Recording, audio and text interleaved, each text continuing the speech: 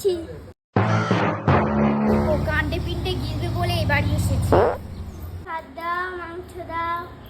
বাসি ভাত খাবো, দাঁড়া তোকে কাণ্ডে পিণ্ডে গিলাচ্ছি। মাংস খাবে? গিলবে আমাদের বাড়ি গিলবে, দাঁড়া ওকে এক পিস মাংস। খা বাবু খা, খা বাবু খা, খেয়ে নে। এইটুকুই ভাত জুটেছে, কি করব বল? কি করব বল? তোর মামার কাজ হয় না বল, আমি কি করে মাংস জোগাবো? এক পিস দু পিস মাংস ছিল, 500 মাংস, ওর থেকে তোর এক পিস দিয়েছে। আর বাবু তো টুনটুনিতে লাগেনি তো। আমি চিকেন খাবো। দেখ বাবু, চিকেন আমি তো রান্না করে দিতাম, কিন্তু কি বলতো, ওই দিল্লিতে একটা মানুষ মরেছিল, তাই তো আজ হবে না, তো হয় না আজ ওই মাংস টাংস হবে না। আমাদের বাড়ির ডালই হয়। কি ফেলছি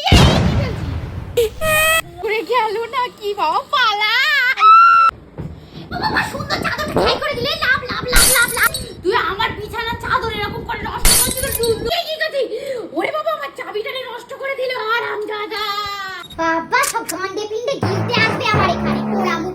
ছাড়োকে বাচ্চাকে কাঁদাবি না, তোকে মেরে। দুজনাই বস, গাছায় তুই একটা খাবি আর ও দিয়া রানী সব খাবে। আমি আরেকটা খাবো।